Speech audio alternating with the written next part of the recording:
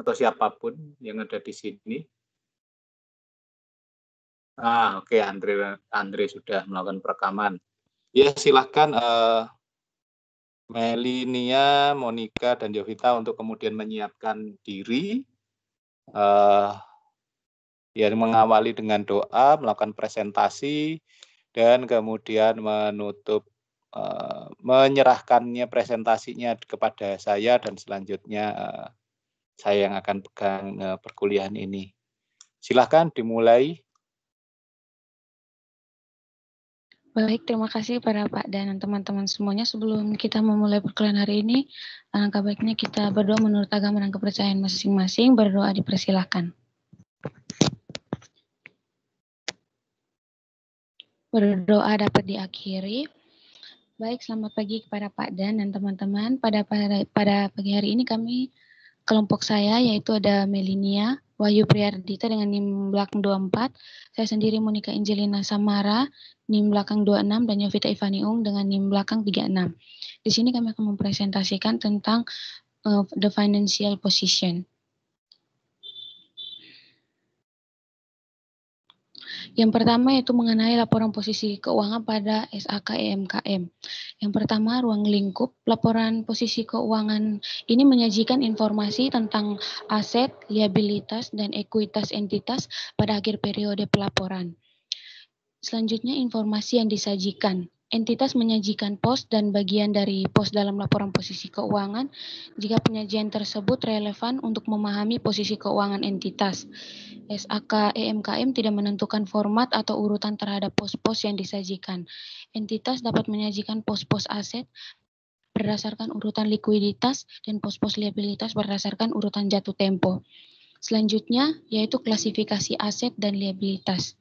Entitas menyajikan aset lancar dan aset tidak lancar, serta liabilitas jangka pendek dan liabilitas jangka panjang secara terpisah di dalam laporan posisi keuangan. Entitas sendiri mengklasifikasikan aset sebagai aset lancar apabila yang pertama diperkirakan akan direalisasi atau memiliki untuk dijual atau digunakan dalam waktu siklus operasi normal entitas, yang kedua dimiliki untuk diperdagangkan, yang ketiga diharapkan akan direalisasikan dalam jangka waktu 12 bulan setelah akhir periode pelaporan, dan yang terakhir berupa kas atau setara kas, kecuali jika dibatasi penggunaannya dari pertukaran atau digunakan untuk menyelesaikan liabilitas setidaknya 12 bulan setelah akhir periode pelaporan. Selanjutnya yaitu laporan posisi keuangan pada SAK etap. Ruang lingkup informasi yang disajikan dalam neraca menyajikan aset, kewajiban, dan ekuitas suatu entitas pada suatu tanggal tertentu sampai akhir periode pelaporan. Informasi yang disajikan dalam neraca. Entitas menyajikan pos, judul, dan subjumlah lainnya dalam neraca jika penyajian seperti itu relevan dalam rangka pemahaman terhadap posisi keuangan entitas. SAK etap tidak menentukan format atau urutan terhadap pos-pos yang disajikan. Selanjutnya yaitu klasifikasi aset dan kewajiban. Entitas harus menyajikan aset lancar dan aset tidak lancar, kewajiban jangka pendek dan kewajiban jangka panjang sebagai suatu klasifikasi yang terpisah dalam neraca, kecuali jika penyajian berdasarkan likuiditas memberikan informasi andal dan relevan. Jika pengecualian tersebut diterapkan, maka semua aset dan kewajiban harus disajikan berdasarkan likuiditasnya. Selanjutnya yaitu aset lancar. Entitas mengklasifikasikan aset sebagai aset lancar apabila yang pertama diperkirakan akan direalisasi atau dimiliki untuk dijual atau digunakan dalam jangka waktu siklus operasi normal entitas. Dimiliki untuk diperdagangkan, diharapkan akan direalisasi dalam jangka waktu 12 bulan setelah akhir periode pelaporan. Maaf, ini apa suara saya masih kedengaran ya? Soalnya di sini hujan deras. Apa suaranya kedengaran? Lanjut. Oke. Berupa kas atau setara kas, kecuali jika dibatasi penggunaannya dari pertukaran atau digunakan untuk menyelesaikan kewajiban setidaknya 12 bulan setelah akhir periode pelaporan. Selanjutnya, yaitu kewajiban jangka pendek. Entitas mengklasifikasikan kewajiban sebagai kewajiban apabila yang pertama diperkirakan akan diselesaikan dalam jangka waktu siklus normal operasi entitas, yang kedua dimiliki untuk diperdagangkan, yang ketiga kewajiban akan diselesaikan dalam jangka waktu 12 bulan setelah akhir periode pelaporan, dan yang terakhir entitas tidak memiliki hak tanpa syarat untuk menunda penyelesaian kewajiban setidaknya 12 bulan setelah akhir periode pelaporan. Yang terakhir, urutan dan format pos dalam neraca. SAK etap tidak menentukan format atau urutan dalam pos-pos yang akan disajikan. Pada informasi yang disajikan dalam neraca hanya menyediakan pos-pos yang berbeda, baik sifat dan fungsinya, untuk menjamin penyajian yang terpisah dalam neraca. Next, Meli. Next. Selanjutnya yaitu konsep dasar. Menurut Ikatan Akuntan Indonesia, mengadopsi rangka konseptual IASC sehingga konsep dasar yang dipilih juga mengikuti IASC. Ada dua konsep dasar yang dinamakan asumsi pelandas yang disebut secara spesifik dalam rangka konseptual IASC. Konsep dasar tersebut adalah basis akrual dan usaha berlanjut.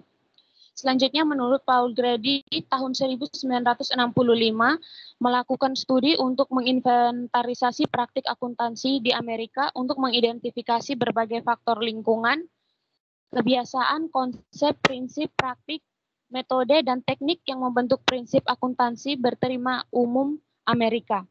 Grady mengidentifikasi 10 konsep dasar yang dianggap melandasi praktik bisnis dan akuntansi di Amerika. Grady mendeskripsikan konsep dasar sebagai konsep yang mendasari kualitas, kebermanfaatan, dan keterandalan informasi akuntansi atau sebagai keterbatasan yang melekat pada statement keuangan. Selanjutnya, menurut Accounting Principle Board atau APB, menyebut konsep dasar sebagai ciri-ciri dasar dan memuatnya dalam APB Statement nomor 4. APB mengidentifikasikan 13 konsep dasar yang merupakan karakteristik lingkungan yang diterapkannya akuntansi. Selanjutnya, menurut Wolf, Kearney, dan Dodd mendaftar 4 konsep yang dianggap sebagai postulat dan beberapa konsep lain sebagai prinsip berorientasi masukan dan prinsip berorientasi keluaran dan uniformity. Keempat konsep yang dikategorikan sebagai postulat adalah usaha berlanjut, periode waktu, entitas akuntansi, dan unit moneter. Selanjutnya, menurut Patton dan Littleton, pada tahun 1970 merupakan konsep-konsep dasar yang dikenalkan sebelum sumber-sumber yang disebut sebelumnya. Berikut merupakan konsep dasar yang dikemukakan oleh PNL, yaitu yang pertama entitas bisnis atau kesatuan usaha, kontinuitas kegiatan usaha, penghargaan kesepakatan, kos melekat, upaya dan hasil, bukti terverifikasi dan objek, dan yang terakhir adalah asumsi. Selanjutnya adalah kesatuan usaha. Konsep ini menyatakan bahwa perusahaan dianggap sebagai suatu kesatuan atau badan usaha ekonomi yang berdiri sendiri, bertindak atas namanya sendiri, dan kedudukannya terpisah dari pemilik atau pihak lain yang menanamkan dana dalam perusahaan atau kesatuan ekonomi tersebut menjadi pusat perhatian atau sudut pandang akuntansi. Next. Mel.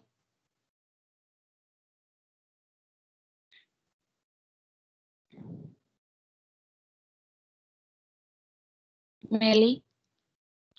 Ya, selanjutnya pengertian ekuitas. Kesatuan usaha terpisah dengan pemilik dan hubungan tersebut dipandang sebagai hubungan bisnis.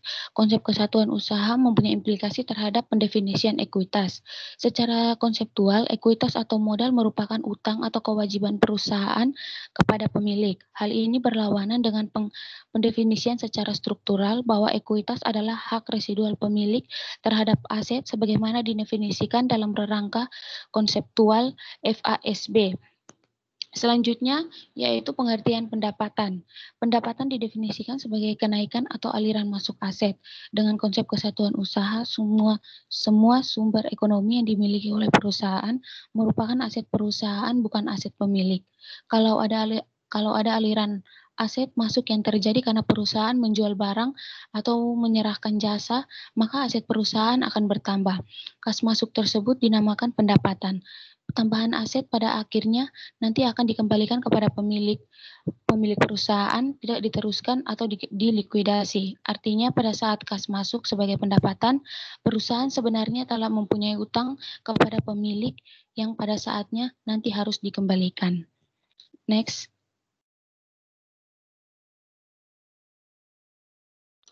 Selanjutnya yaitu pengertian biaya. Sejalan dengan penalaran dalam pengertian pendapatan sebagai kenaikan aset, definisi biaya sendiri adalah sebagai penurunan aset atau timbulnya kewajiban dapat dijelaskan dengan konsep kesatuan usaha. Penyerahan produk dalam rangka menciptakan pendapatan menyebabkan aset berkurang. Berkurangnya aset inilah yang disebut dengan biaya. Bila pendapatan yang diperoleh diabaikan dengan berkurangnya aset sebesar kos barang terjual ini akhirnya harus ditanggung oleh pemilik. Jadi seandainya semua aset harus dikembalikan kepada pemilik, jumlah rupiah yang kembali ke pemilik akan berkurang sebesar biaya tersebut. Selanjutnya adalah kontinuitas usaha. Konsep kontinuitas usaha atau usaha berlanjut menyatakan bahwa jika tidak ada tanda-tanda atau rencana pasti di masa datang bahwa kesatuan usaha akan dibubarkan atau dilikuidasi, maka akuntansi menganggap bahwa kesatuan usaha tersebut akan berlangsung terus sampai waktu yang tidak terbatas. Konsep ini menjadi pertimbangan pada saat penyusunan statement keuangan atau pada saat akuntansi menghadapi berbagai pilihan dalam proses perekayasaan atau penyusunan standar karena kenyataan bahwa kelangsungan hidup perusahaan di masa yang akan datang tidak pasti. Next. Yang selanjutnya, arti penting laporan periodik. Dengan konsep kontinuitas usaha, perusahaan berusaha untuk maju dan berkembang dengan jalan menciptakan laba terus-menerus dalam jangka panjang. Laba yang diperoleh melalui kegiatan menyerahkan barang atau jasa yang menimbulkan biaya sebagai aliran keluar aset dan kegiatan mendatang pendapatan yang merupakan aliran aset masuk akibat penyerahan barang atau jasa tersebut. Dengan demikian, kesatuan usaha dapat dipandang sebagai pusat aliran pendapat dan biaya yang berlangsung secara terus-menerus. Dengan penalaran di atas, kinerja akhir dapat diketahui secara tuntas dan objektif kalau perusahaan dinyatakan benar-benar berhenti, dinilai pada saat itu dan kemudian dilikuidasi. Selanjutnya, kedudukan pada statement laba rugi. Untuk mengatur daya melaba jangka panjang, aliran kontinuitas sumber ekonomi masuk dan keluar kesatuan usaha harus diatur dengan periode waktu sebagai waktu penakar. Pengaturan pendapat dan biaya untuk suatu periode dituangkan dalam statement laba rugi periodik, sehingga statement laba rugi dipandang sebagai statement yang paling penting dalam laporan keuangan karena tingkat laba dalam rangka menilai daya melaba. Pengaturan aliran data terus-menerus dalam pembagian waktu sebagai penakar cenderung memutus keterkaitan antara kejadian-kejadian antara periode yang berkaitan. Akibatnya, kalau tidak hati-hati, orang cenderung mengartikan bahwa laba besar suatu periode merupakan indikator kesuksesan manajemen pada periode tersebut. Pada laba yang besar itu, sebenarnya hasil dari penjualan yang besar akibat promosi produk secara besar-besaran pada beberapa periode sebelumnya. Evaluasi kinerja perusahaan hanya mendasarkan pada satu laporan periodik akan sangat menyesatkan. Informasi keuangan dituangkan dalam statement keuangan periodik harus dianggap bersifat tentatif dan bukan tuntas atau final.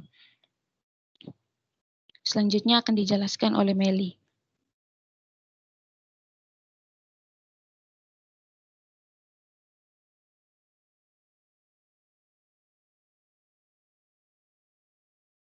Laporan pos neraca adalah untuk menunjukkan sisa potensi-potensi jasa atau sumber-sumber ekonomi yang belum dikonsumsi menjadi biaya dalam tahun yang berakhir pada tanggal neraca. Neraca berfungsi untuk menunjukkan potensi jasa yang masih dimiliki atau dikuasai kesatuan usaha untuk menghasilkan pendapatan dalam periode-periode berikutnya. Selanjutnya istilah yang tepat. Menurut Suwarjono tahun 2010, istilah cost sebenarnya cukup tepat untuk menyatakan price aggregate atau measure consideration. Cost di sini bukan terjemahan dari istilah cost. Cost merupakan istilah baru dengan pengertian sebagai bahan olah akuntansi yang akan menjadi data dasar dalam menyusun statement keuangan secara konseptual. Cost dapat juga digunakan untuk menyebut penghargaan kesepakatan dalam penjualan produk atau jasa.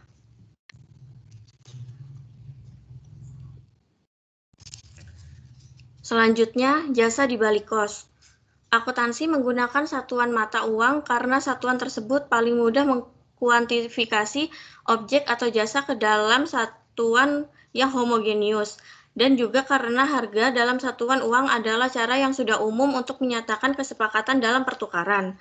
Dari segi akuntansi, sebenarnya bukan uang atau harga itu sendiri yang mempunyai arti penting, melainkan justru potensi jasa yang ada di balik angka koslah yang mempunyai arti penting. Kos mencatat realitas kegiatan perusahaan. Selanjutnya, keterbatasan informasi akuntansi. Informasi akuntansi hanya merupakan sebagian dari informasi yang mungkin dibutuhkan untuk pengambilan keputusan oleh pihak eksternal dan manajemen. Lebih dari itu, walaupun gejala pertimbangan dan kebijakan didasarkan pada data akuntansi secara cukup mendalam, pada akhirnya keputusan yang dihasilkan akan mencerminkan juga pengaruh data non-akuntansi dan akan diwarnai dengan hal-hal yang sangat kualitatif dan subjektif. Selanjutnya, kos melekat.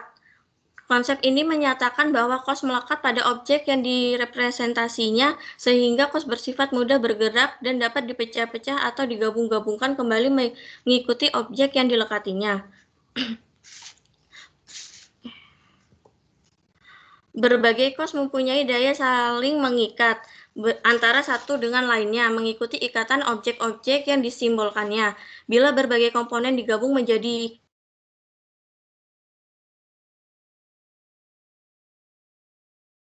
suatu kos yang melekat pada tiap komponen tanpa memperhatikan nilai ekonomi baru yang melekat pada barang baru. Dasar pemikiran dari konsep ini adalah bahwa tujuan pengelompokan, pemecahan, dan penggabungan kos adalah untuk mengikuti aliran upaya dalam menyediakan produk atau jasa. Produk biasanya mempunyai manfaat atau utilitas baru yang lebih besar daripada manfaat masing-masing komponen secara terpisah. Dalam mengikuti aliran tersebut, berbagai jenis kas sekedar dikelompokkan kembali untuk menentukan kas yang melekat pada produk akhir. Selanjutnya, saat pengakuan nilai tambah. Konsep dasar ini mempunyai implikasi penting terhadap saat pengakuan tambahan manfaat produk visi yang dihasilkan. Kalau produk harus menunjukkan nilai, maka ke dalam kos produk tersebut harus dimasukkan jumlah rupiah, nilai yang merupakan tambahan manfaat yang melekat pada produk sebagai akibat proses produksi baru. Nilai tambahan ini akan terrealisasi kalau produk telah terjual dan aset baru masuk ke dalam kesatuan usaha. Jika penjualan telah terjadi dan penghargaan kesepakatan lebih tinggi daripada gabungan kos produk, maka nilai tambah tersebut telah dapat ditentukan secara objektif dalam rupiahnya. Selanjutnya, wadah penggabungan. Dalam mengikuti aliran fisik produksi, kos dipecah, dikelompokkan, dan kemudian digabung kembali mengikuti fisik produk. Ini berarti bahwa kos digabungkan dengan produk sebagai wadah atau penakat penggabungan. Setelah produk diserahkan kepada pelanggan, maka kos melekat pada unit produk yang telah diserahkan akan mengukur biaya dan secara logis dapat disebut dengan kos barang terjual.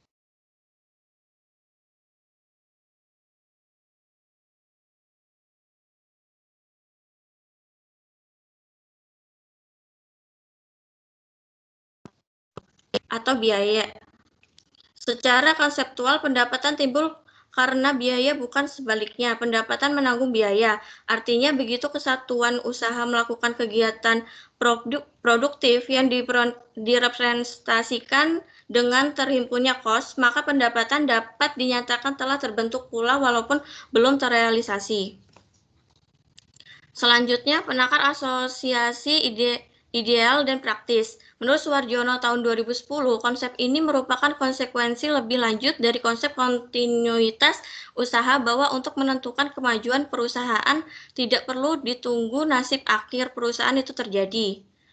Selanjutnya, laporan akuntansi versus ekonomik. Konsep ini mempunyai implikasi terhadap interpretasi laba akuntansi. Dengan konsep ini, laba dipandang sebagai residual atau selisih pengukuran dua elemen yang berkaitan, yaitu pendapatan dan biaya.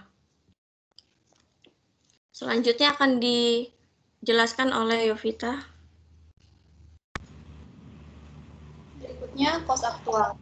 Dalam menandingkan upaya dan hasil, akuntansi hanyalah menandingkan upaya yang benar-benar telah dilakukan oleh suatu kesatuan usaha, sehingga laba yang diperoleh adalah selisih biaya dan pendapatan yang diukur dengan kos yang sesungguhnya terjadi.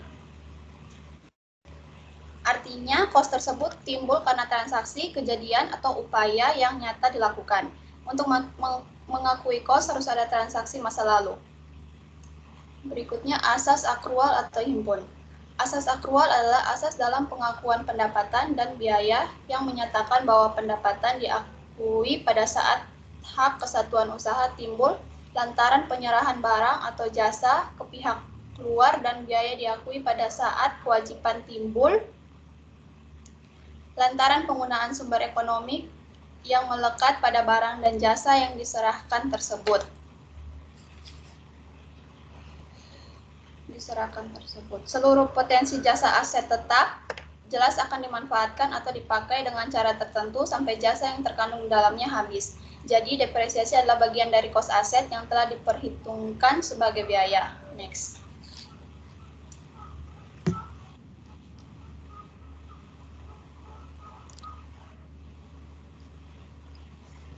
Selanjutnya pengertian depresiasi. Depresiasi adalah biaya nyata, bukan hipotesis. Depresiasi untuk suatu periode harus diperhitungkan dan diakui sebagai biaya karena jasa yang diberikan oleh aset tetap tidak terjadi sekaligus pada saat pemerolehan atau pemberhentian aset tersebut. Seluruh potensi aset tetap akan dimanfaatkan atau dipakai dengan cara tertentu sampai jasa yang terkandung dalamnya habis. Berikutnya pos-pos luar biasa. Sebagai konsekuensi konsep dasar kontinuitas usaha, konsep upaya dan hasil harus dipandang dalam perspektif jangka panjang. Karena perhatian diletakkan pada daya melaba, konsep upaya dan hasil tidak sekedar mengakibatkan pengakruan dan penangguhan untuk periode berjalan, tetapi untuk jangka panjang. Untuk menentukan laba periodik, konsep menandingkan yang berorientasi jangka panjang akan memasukkan juga untung luar biasa dan rugi luar biasa.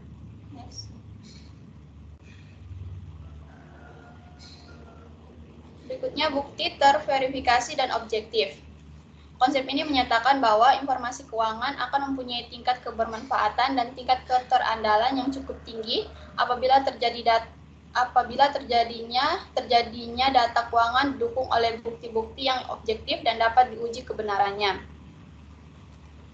Objektif bukti harus dievaluasi atas dasar kondisi yang melingkupi penciptaan, pengukuran, dan penangkapan atau pengakuan data akuntansi. Jadi akuntansi tidak mendasari diri pada objektivitas untuk mutlak, melainkan pada objektivitas relatif, yaitu objektivitas yang paling tinggi pada waktu transaksi terjadi dengan mempertimbangkan keadaan dan tersedianya informasi pada waktu tersebut.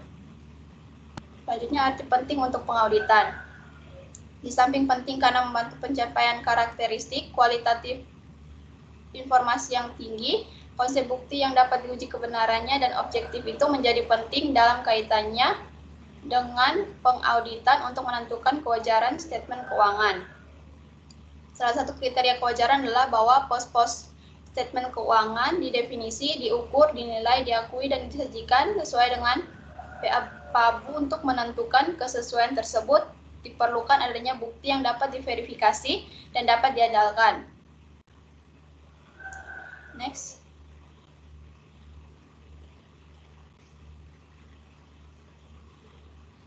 Berikutnya asumsi.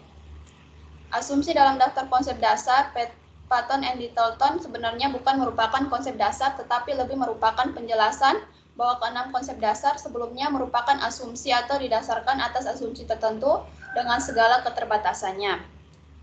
Contoh asumsi yang menjadi landasan penalaran dalam memilih konsep yang relevan yaitu yang pertama kontinuitas usaha, yang kedua periode 1 tahun, yang ketiga kos sebagai bahan olah, yang keempat daya beli uang stabil, dan yang kelima dan yang kelima tujuan mencari laba.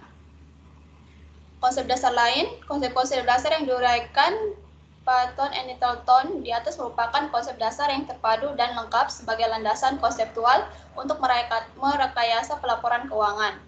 Telah dibahas pula kaitan antara konsep-konsep dasar tersebut dengan konsep dasar dari sumber lain yang berpaut. Beberapa konsep yang belum dicakupi konsep dasar Patton dan Littleton dan cukup penting dibahas yaitu yang pertama substansi daripada bentuk, yang kedua pengakuan hak pribadi, yang ketiga keanekaragaman akuntansi antar entitas, yang keempat konservatisme, dan yang kelima pengendalian internal menjamin keterandalan data. Berikutnya manfaat konsep dasar. Konsep dasar berfungsi melandasi penalaran pada tingkat perekayasaan akuntansi. Konsep dasar lebih banyak manfaatnya bagi penyusun standar dalam berargumen untuk menentukan konsep, prinsip, metode, atau teknik yang dijadikan standar. Dalam tiap standar yang diterbitkan,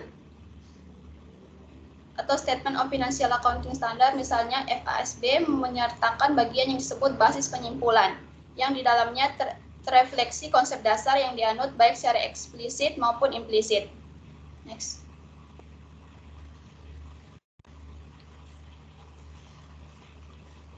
Selanjutnya, penilaian. Penilaian adalah proses penentuan jumlah rupiah suatu objek untuk menentukan makna ekonomiknya di masa lalu, sekarang, atau mendatang. Dalam penilaian suatu pos untuk tujuan penilaian, akuntansi dapat menggunakan berbagai dasar penilaian atau base of valuation bergantung pada makna yang ingin direpresentasi melalui pos statement keuangan. Penilaian pos aset dimaksudkan untuk menentukan berapa jumlah rupiah yang harus dilekatkan pada 3 pos aset dan apa dasar penilaiannya. Berikutnya tujuan penilaian aset.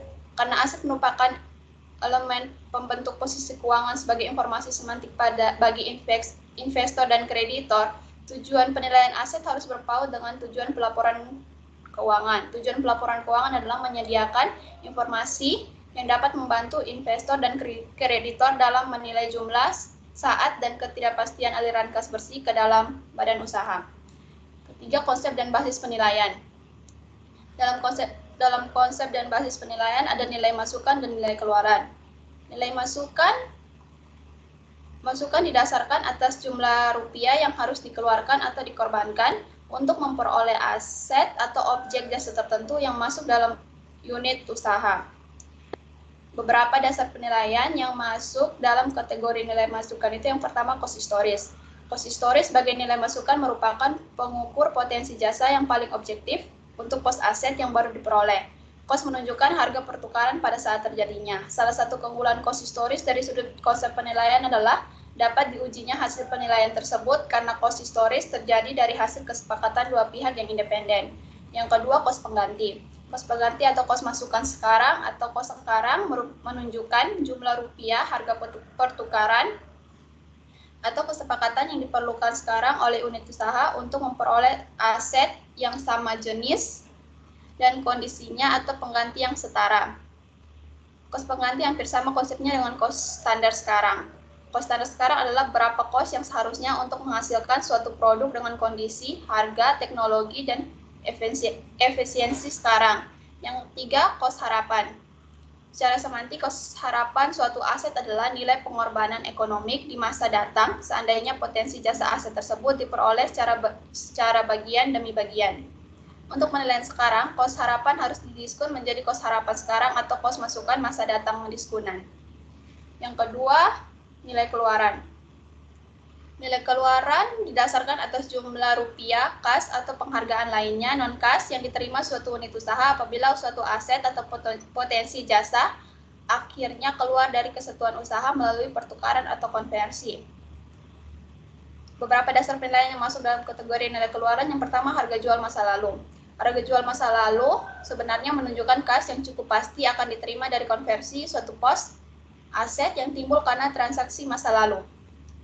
Pos yang mempunyai atribut semacam ini adalah piutang usaha karena jumlah rupiah piutang usaha merupakan harga jual masa lalu.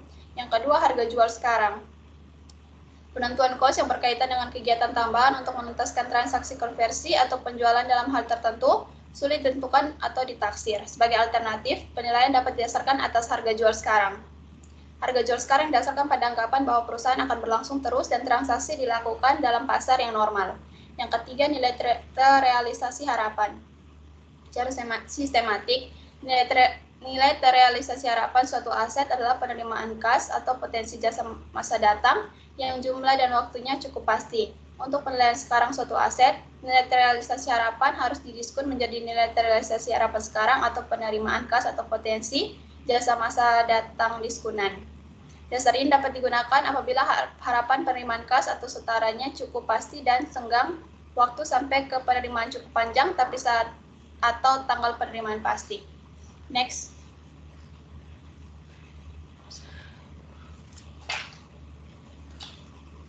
Berikut merupakan studi kasus kami. Lanjut.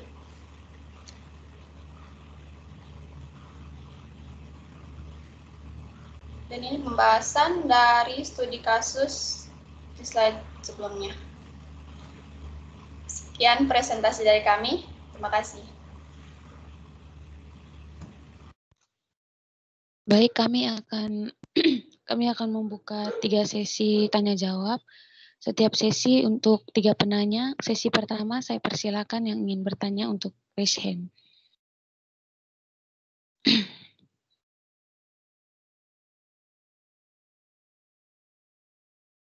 Baik, yang pertama kepada Saudari Sylvia dipersilakan. Baik, terima kasih atas kesempatannya. Saya Sylvia dengan NIM 1218132. Bisa tolong dijelaskan kira-kira apa perbedaan financial position pada SAK EMKM dan SAK ETAP? Terima kasih. Terima kasih. Selanjutnya kepada Saudari Thalia Indah Nugroho dipersilahkan. Terima kasih atas kesempatannya. Saya Thalia Indah Nugroho, NIM belakang 35. Saya ingin bertanya pada kelompok. Maksudnya penakar dalam asosiasi ideal dan praktis tuh maksudnya gimana ya? Terima kasih. Terima kasih. Selanjutnya Saudari Ivon Hendro Cipta.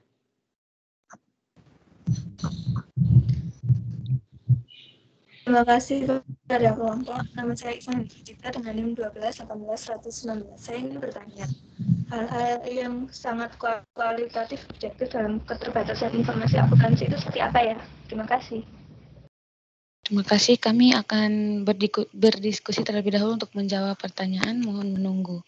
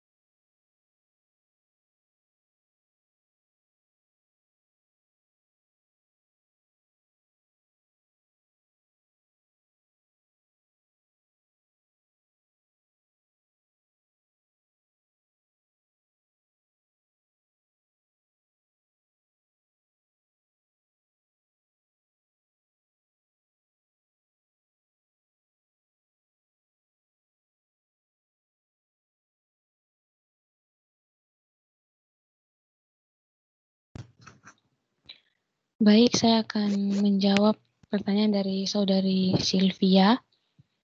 Apa perbedaan laporan posisi keuangan pada SAK, EMKM, dan ETAP?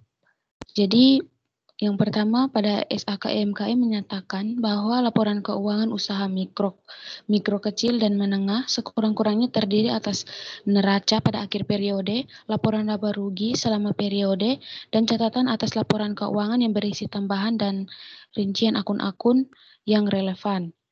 Sedangkan pada SAK ETAP menyatakan bahwa laporan keuangan lengkap mencakup neraca, laporan laba rugi, laporan perubahan ekuitas, laporan arus kas, dan catatan atas laporan keuangan yang berisi ringkasan kebijakan akuntansi yang signifikan dan informasi menjelasan lainnya. Dalam informasi yang disajikan dalam SAK EMKM dan SAK ETAP juga berbeda di mana SAK EMKM dalam laporan posisi keuangan entitasnya mencakup 7 pos, yaitu kas dan setara kas, piutang, persediaan, aset tetap, utang usaha, utang bank, dan ekuitas. Sedangkan pada SAK ETAP itu mencakup 10 pos, yaitu yang pertama kas dan setara kas, piutang usaha dan piutang lainnya, persediaan, properti investasi, aset tetap, aset tidak berwujud, utang usaha, dan utang lainnya, aset dan kewajiban pajak, kewajiban diestimasi, dan yang terakhir ekuitas. Apakah sudah terjawab, Saudari Sylvie? Sudah, terima kasih kelompok. Sama-sama. Selanjutnya saya akan menjawab pertanyaan dari Saudari Yvonne. Hal-hal yang sangat kualitatif dan subjektif dalam keterbatasan informasi akuntansi itu seperti tujuan secara keseluruhan, sasaran jangka pendek, selera pribadi, kepentingan umum, peraturan pemerintah, dan alasan politik. Apakah sudah menjawab, Saudari Yvonne? Sudah.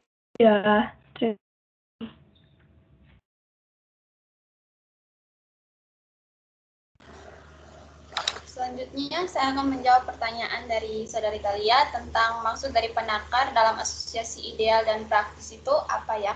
Penakar yang dimaksud dalam asosiasi ideal dan praktis itu adalah dasar atau wadah penandingan antara biaya dan pendapatan. Penakar yang paling cocok adalah penakar yang dapat menunjukkan secara tepat dan objektif bahwa biaya yang masuk dalam penakar adalah biaya yang benar-benar menyebabkan timbulnya pendapatan yang masuk dalam penakar tersebut.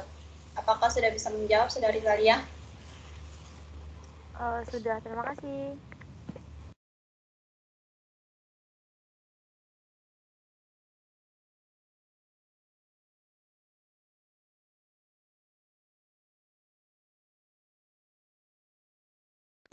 Baik, untuk sesi kedua, kepada Saudari Milinia Amanda dipersilakan. Baik, terima kasih kelompok atas kesempatannya. Saya Milinia Amanda dengan NIM belakang 45. Saya ingin bertanya, dalam pos-pos luar biasa tadi ada disebutkan tentang untung luar biasa dan rugi luar biasa. Nah, bisa dijelaskan lagi maksudnya kayak gimana ya? Terima kasih. Terima kasih. Selanjutnya kepada Saudari Maria Clareta dipersilakan. Baik, terima kasih atas kesempatannya. Saya Maria Clareta dengan NIM belakang 23.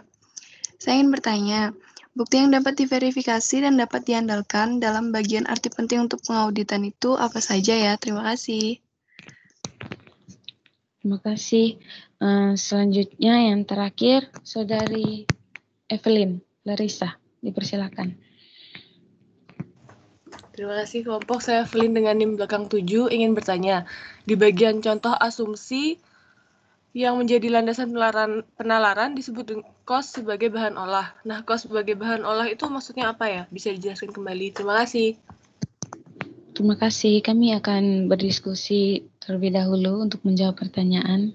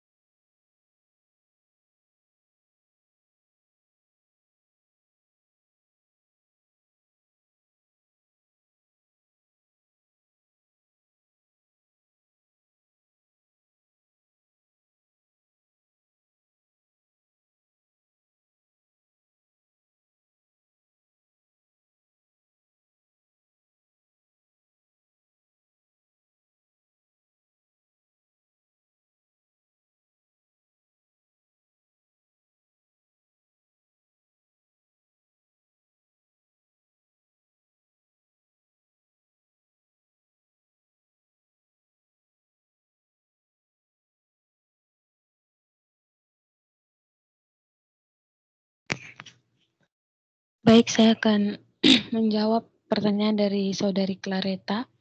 Jadi bukti yang dapat diverifikasi dan dapat diandalkan itu menurut Suarjono tahun 2010 itu ada 3. Yang pertama, objektivitas bukti yang diartikan dalam arti luas dan substantif, tidak sekedar bukti formal dan material. Itu sebabnya menurut Sudipyo tahun 2001 membedakan makna antara bukti audit dan bahan kebuktian. Bukti menjadi basis rasional dalam melakukan pertimbangan. Memverifikasi berarti membuktikan kebenaran, menguji ketelitian suatu fakta, atau menguatkan atau menyangkal suatu pernyataan. Jadi yang kedua, objektivitas relatif. Penjelasan dari objektivitas relatif ini yaitu akuntansi bukan ilmu yang pasti, sehingga objektivitas bukti dalam akuntansi bersifat relatif. Kegiatan usaha tidak dapat memungkinkan untuk dijadikan bahan analisis laboratorium dan tidak pula mengikuti rumus-rumus matematik. Dan yang terakhir itu objektivitas dan keterverifikasian jangka panjang. Bukti yang paling kuat dan yang paling diinginkan adalah bukti yang sepenuhnya objektif. Akan tetapi, bila persyaratan objektivitas semacam ini harus diikuti secara mutlak dalam segala hal, maka akuntansi akan menjadi berpandangan jangka pendek dan bertentangan dengan konsep kontinuitas usaha. Apakah sudah terjawab, Saudari Clareta?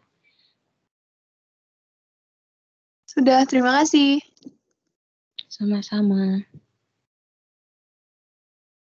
Selanjutnya saya akan menjawab pertanyaan dari Saudari Evelyn. Maksud kos sebagai bahan olah.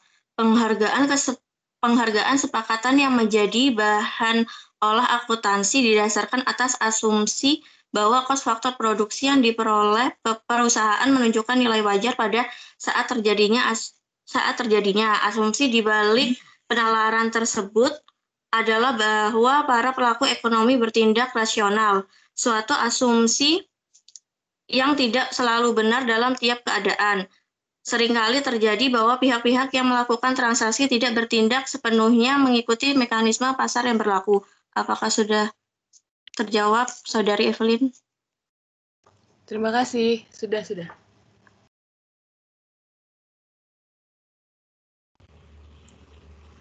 Selanjutnya saya akan menjawab pertanyaan dari Saudari Mili tentang maksud dari untung luar biasa dan rugi luar biasa.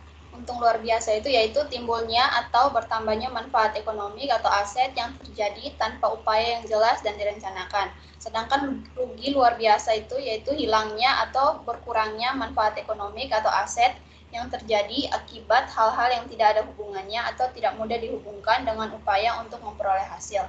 Apakah sudah bisa menjawab, Saudari Mili? Sudah, terima kasih kelompok.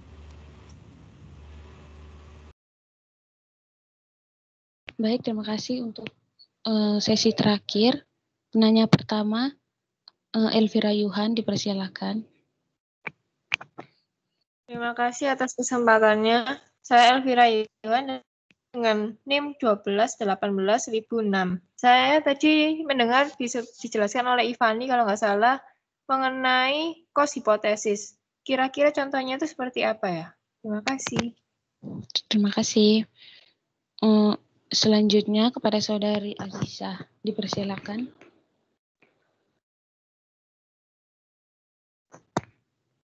Baik, terima kasih atas waktunya. Perkenalkan, nama saya Aziza dengan NIM 1218/1003. Saya ingin bertanya, mengapa istilah cost dikatakan cukup tepat untuk menyatakan price aggregate atau measure consideration? Terima kasih. Terima kasih. Yang terakhir, Saudari Dewanti Mayasari, dipersilakan. Baik, terima kasih atas kesempatannya. Saya Dewanti Mayasari dengan NIM 1218/1005 ingin bertanya. Dalam bagian konsep dasar lain tentang keanekaragaman akuntansi antar entitas itu maksudnya bagaimana ya? Terima kasih. Baik, terima kasih.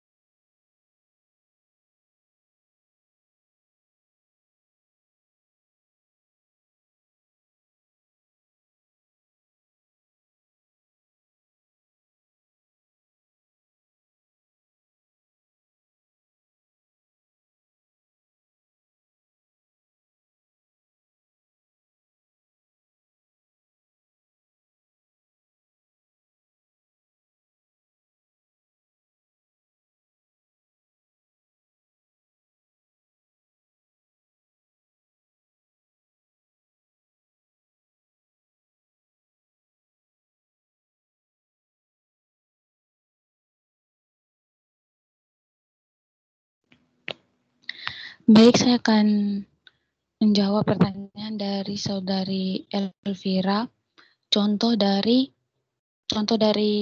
cost hipotesis. Jadi contoh dari cost hipotesis ini seperti adanya penghematan cost yang terjadi akibat suatu perusahaan ingin membangun sendiri gedung dan bukan menyerahkan kepada kontraktor. Karena harga dari kontraktor lebih mahal karena masih memperhitungkan bunga dan labanya. Akan tetapi karena tidak ada transaksi yang melandasi, selisih tersebut semata-mata hanya asumsi, bukan kos nyata. Apakah sudah terjawab, Saudari Elvira? Sudah, terima kasih. Sama-sama. Selanjutnya saya akan menjawab pertanyaan dari Saudari Azizah.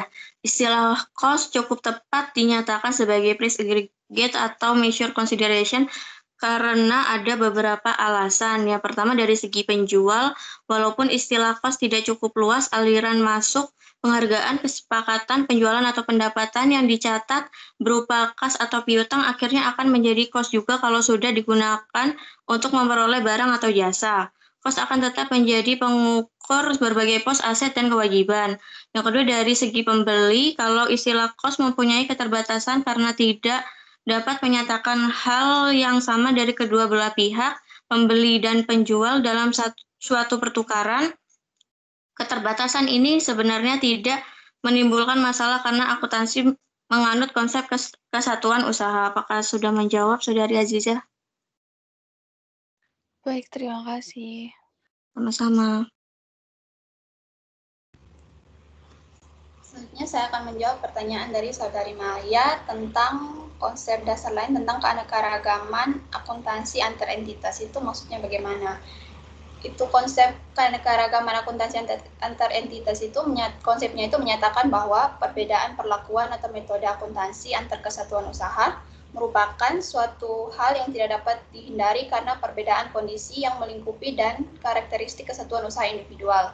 Keunikan kesatuan usaha justru menghendaki perlakuan akuntansi yang berbeda agar informasi keuangan lebih menggambarkan keadaan unit usaha yang sebenarnya. Apakah sudah bisa menjawab, Saudari Maya? Baik, terima kasih. Baik, karena kami sudah menjawab semua pertanyaan, sekian presentasi dari kami. Selanjutnya saya serahkan kepada Pak Dan. Terima kasih.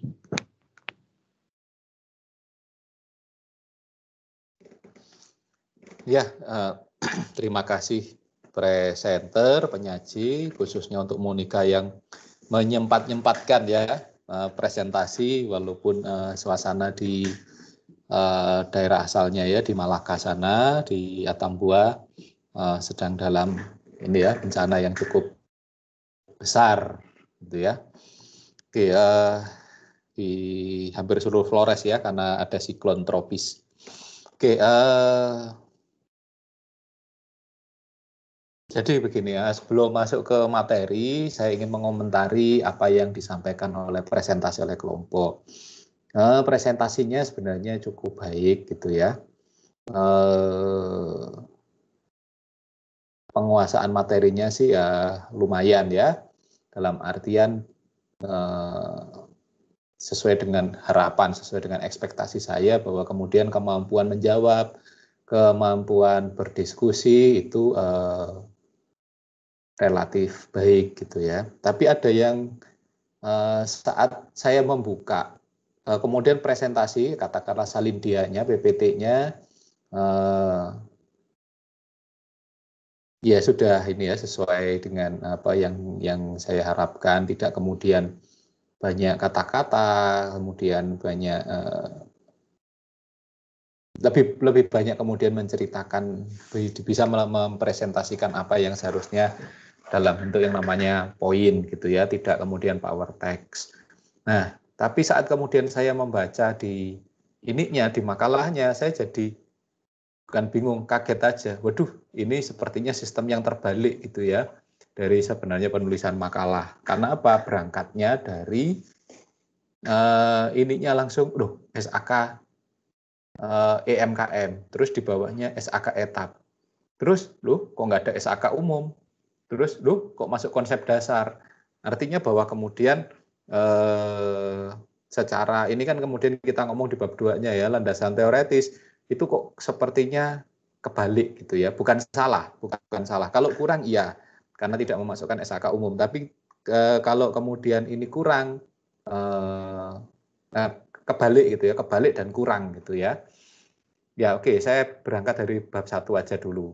Nah di bab 1 ini kan yang dibahas hanya membatasi pada SAK EMKM, SAK etap. Nah kemudian pada SAK umum gimana, SAK IFRS gitu ya, kok nggak dibahas gitu ya. Karena kemudian konsep dasar, pos-pos itu beda lagi. Karena itu kan secara umum, secara teoretis. Makanya itu nanti kemudian di bawahnya itu manfaat teoretisnya itu berangkatnya pada definisi teoretis dari yang namanya posisi keuangan dan kemudian konsep dasarnya. Jadi definisi menurut SAK, menurut FASB, menurut IASB, menurut ahli-ahli yang lain kayak apa sih definisinya gitu ya. Baru kemudian masuk ke konsep dasar. Nah konsep dasarnya itu seperti yang disampaikan, memang kemudian ada yang Peter and Littleton itu yang peletak dasarnya. Kemudian peletak dasar dari sebenarnya posisi keuangan untuk FASB. Tapi untuk IASB siapa gitu ya, nanti itu yang kemudian perlu ditambahkan juga. Sehingga itu menjadi konsep dasar yang tidak hanya serasa FASB saja. Karena yang disampaikan ini tadi mengacunya pada Pak Suarjono itu sangat FASB. Dia sangat pendukung GEP ya, Amerika punya. Sehingga saat kemudian kita bergeser ke IASB, salah satu yang kemudian banyak yang mempertanyakan, tapi kemudian melakukan proses harmonisasi, ini loh sama dengan ini seharusnya, itu Pak Suarjono. Dan yang statement yang paling kelihatan apa? Saat kemudian biaya itu dia terjemahkan dengan cost. Jadi Pak Suarjono itu yang namanya biaya itu adalah expense, beban. Nah, ya karena apa? Beban kok membebani perusahaan itu biaya. Sedangkan untuk cost yang kita terjemahkan di Indonesia biaya itu diterjemahkan dengan KUS, cost saja. Itu menurut Pak Suarjono. Jadi serasa kembali ke saat saya persiapan untuk sekolah di UGM gitu ya. Tapi kemudian karena satu dan lain hal saya tidak jadi berangkat dan kemudian nggak jadi berangkat sekolah sampai hari ini untuk S3 gitu ya. Ada yang kemudian itu serasa begitu saat awal-awal di sana bertemu dengan Pak Suarjono saat berapa kali ya, nggak hanya matrikulasi, terus kemudian ketemu di saat waktu awal-awal sosialisasi tentang IFRS atau SAK umum, itu kan saya banyak mendapatkannya memang di UGM gitu ya, kemudian konflik-konfliknya kayak apa gitu ya, di antara UGM dan UI, geng UGM dan UI. Kebetulan katakanlah Malang ini Brawijaya gitu, itu memang lebih dekat dengan UGM, sedangkan UNER itu lebih dekat dengan UI. Jadi ya itu awal-awal IFRS itu kayak apa, tapi kemudian semuanya jadi satu di IAI itu. Kemudian sekarang ya mau nggak mau tidak lagi kita menggunakan GEP, tidak kemudian menggunakan IAS saat itu International Accounting Standard, tapi menggunakan apa yang sekarang disebut dengan IFRS.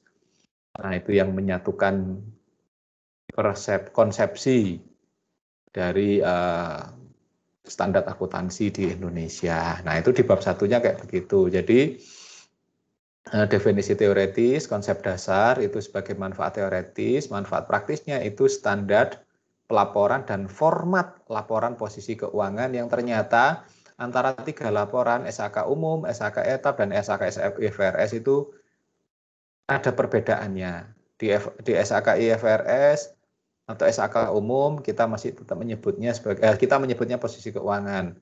Tapi saat kemudian itu berpindah ke etap itu disebutnya sebagai neraca. Demikian pula di EMKM. Nah, sehingga landasan teori itu harusnya diawali dengan yang satu namanya definisi teoretis, seperti yang saya sudah sampaikan di bab 1, yang kemudian konsep dasar posisi keuangan, yang kedua itu SAK umum atau IFRS. Nah, di situ ada konsep dasar dan contoh formatnya. Terus kemudian selanjutnya itu ada SAK etap, konsep dasarnya dan contoh formatnya, terus kemudian SAK IMKM, konsep dasar dan contoh format. Contoh format itu contoh format laporannya. Nah, itu yang kemudian harusnya yang isinya katakanlah bab 2. Jadi konsep dasar ini naik ke atas gitu ya. Sedangkan yang SAK etap itu di bawah sendiri. Setelah di bawah sendiri itu SAK IMKM, di atasnya SAK etap. Nah, yang SAK umum ini yang harus ditambahkan oleh kelompok ya, dan juga untuk definisi secara teoretis ya, menurut FASBI, menurut IASBI, menurut beberapa tokoh yang lain. Terus kemudian kalau konsep dasar tinggal ditambah konsep dasar posisi keuangan dari miliknya IASBI. Sehingga kita tidak kemudian hanya FASBI minded, walaupun ini adalah peletak dasar pertamanya ya, si Grady, terus kemudian Petel and Littleton, terus kemudian APB opinion. Nah, kalau WTD ini, Waterney and Dot ini kan sebenarnya 4 konsep dasar ini kan dia merangkum. Dan kemudian ada yang namanya Petel and Littleton gitu ya. Nah, di bawah-bawahnya itu sudah sangat Suarjono. Tapi ya nggak apa-apa. Makanya bukan salah, saya katakan kurang. Ada yang kurang dan peletakan aja yang kemudian posisinya memang salah, bukan salah ya, posisinya terbalik. Makanya kemudian ada banyak pertanyaan selanjutnya di sini yang mempertanyakan loh, kok sepertinya membuat bingung ya istilah gitu ya. Kalau yang katakanlah perbedaan antara SAK etap IFRS itu kan ya memang sesuatu yang harus ditanyakan, tapi bahwa kemudian di sini banyak yang apa itu yang namanya cost, apa yang namanya cost hipotesis, apa yang namanya cost sebagai biaya itu apa dan sebagainya. Itu yang banyak pertanyaan karena kita di sini hanya dijelaskan perspektifnya dari satu orang, dari Pak Suarjono. Itu sih yang nanti di sini sudah saya kasih tambahan, apa yang harus ditambahkan, apa yang harus posisinya seperti apa, nanti kelompok tinggal menyesuaikan saja, gitu ya. Tapi sekali lagi saya tekankan bukan salah, hanya kebalik. Ya kalau kebalik kan tinggal dibalik aja gitu ya. Dan kemudian posisinya disesuaikan dan ada yang kurang, yang tinggal ditambahkan. Beda dengan salah, kalau salah itu kan parah kan gitu ya. Nah, tapi kemudian saat masuk ke studi kasus, ini yang saya katakan ada kesalahannya. Karena apa? Di studi kasus itu posisi keuangan itu seharusnya yang di atas sendiri itu adalah konsep dasar dan bentuk laporan keuangannya. Jadi konsep dasarnya apa? Perbandingan. Jadi konsep dasar SAK etap itu apa? Terus template-nya apa? Jadi sedikit dari bab 2 itu dipindahkan ke bab 3 di sini. Template ya, bentuk laporannya. Bentuk laporannya kayak apa? Nah, kemudian di pembahasan itu sebenarnya lebih membahas, jadi bentuknya tabel yang kemudian membedakan. Jadi, ini kok saya belum tulisi. Tabel yang di situ menuliskan bahwa kemudian ini loh, ini yang SAK umum, SAK etap, SAK IFRS. Bedanya apa? Kok di konsep dasar. Jadi tabel, saya kok malah tabel konsep dasar. Oh, bentuknya tabel sudah tak tulis ya, tabel. Tabel konsep dasar. Jadi antara konsep dasar. Jadi antara SAK. Jadi antara SAK umum versus SAK etap versus SAK IMKM. Nah,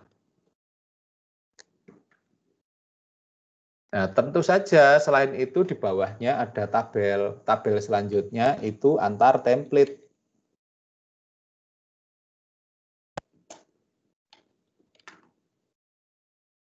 Perbedaannya apa sih laporan keuangannya isinya gitu ya. Template antara laporan yang antara SAK umum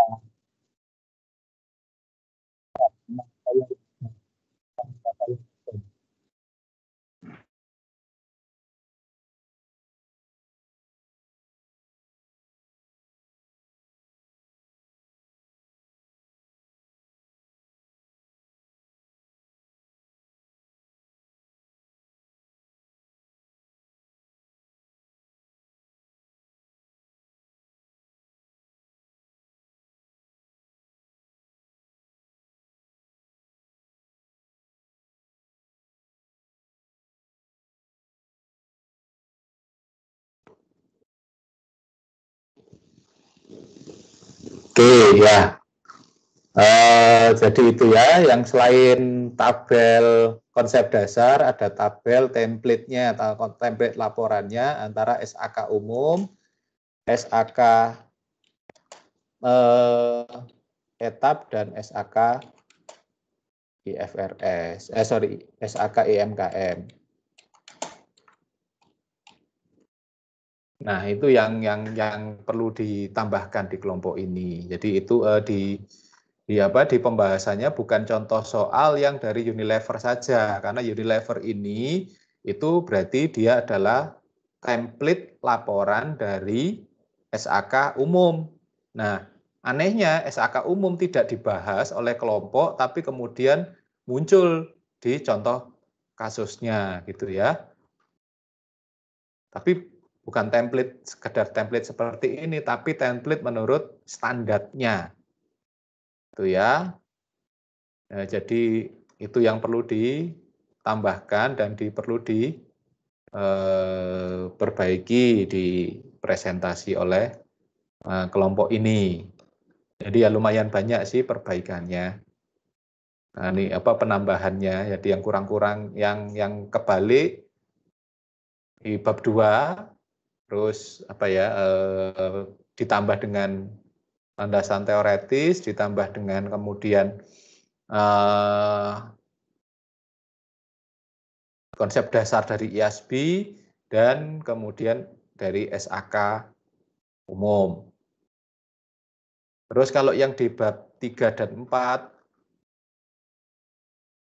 hapus aja, jadi bab 3, bab 4 yang ada di sini itu dihilangkan, diganti dengan perbandingan antar konsep dasar, terus perbandingan antar template di bab 3 dan 4 itu komentar-komentarnya ya. Nah, ini sebenarnya bentuk ini itu yang standar, bukan hanya untuk kelompok ini, kelompok-kelompok ke depan. Jadi sebenarnya kelompok ini itu jadi volunteer, jadi martirnya, bahwa kemudian ada banyak kesalahan, ada banyak kemudian kekurangan yang harus ditambahkan, dan itu menguntungkan selanjutnya gitu ya, kelompok-kelompok selanjutnya. Tapi nggak apa-apa, saya hargai kerja kerasnya, saya hargai kemudian usahanya untuk membuat makalah yang sesuai dengan apa yang yang saya minta ya, dan saya harapkan. Tapi sebenarnya kalau mau dilihat contoh-contoh yang dari kakak kelas itu ada banyak loh, kalau mau masuk ke ini saya, ke blog saya gitu ada beberapa contoh dari kakak kelas. Oke, nah itu tentang materi presentasinya ya, makalah dan PPT atau salindianya. Nah, sekarang saya masuk ke pembahasan di teoretisnya dari posisi keuangan atau yang dulu disebutnya neraca. Jadi kalau kita ingat bahwa kemudian selain konsep dasar, kalau kita melihat definisinya sebenarnya kita tidak perlu jauh mengingat yang lain. Yang perlu kita ingat itu rumus dasarnya dari posisi keuangan. Rumus dasarnya posisi keuangan atau neraca itu kan sederhana gitu ya. A sama dengan U plus E gitu ya. Aset sama dengan utang plus ekuitas. Kenapa AUE? Ya lebih gampang daripada kemudian aset ditambah dengan kewajiban ditambah dengan ekuitas. Kalau mau pakai yang pakai itu juga boleh, AKE gitu ya. Kewajiban ditambah dengan ekuitas. Kalau saya sih lebih suka menyebutnya utang. Ya walaupun itu definisi utang itu kan bentuk dari kewajibannya. Nah, kan kemudian kita tahu bahwa kemudian di situ isinya apa sih? Oh, ternyata untuk aset ya jelas ada aset lancar, aset tidak lancar, aset tidak berwujud. Ya, kemudian kalau utang atau kewajiban itu kewajiban terdiri dari utang jangka pendek, utang dagang dan utang jangka panjang. Kemudian ekuitas yang ada di bawah itu yang sisi kanan itu di bawahnya itu ada saham ya, dan kemudian ada saldo laba, sisa hasil usaha yang dari perusahaan. Jadi sebenarnya kita nggak usah mikir jauh-jauh, yang namanya neraca itu ya A sama dengan U plus E. Ya, konsep dasar awalnya itu yang kita harus tahu dan harus kita ingat dan kita pegang selalu. Nah, bahwa kemudian di dalam-dalamnya itu ada memang kemudian nature-nya masing-masing, ada sifatnya masing-masing di dalam akun. Kalau yang namanya A itu aset atau harta itu, atau sisi aktiva itu memang kemudian sesuatu yang kita pakai untuk melakukan beraktivitas operasional. Nah, atau yang namanya penggunaan dana. Nah, di situ ada aset lancar. Nah, nature-nya apa kalau aset lancar?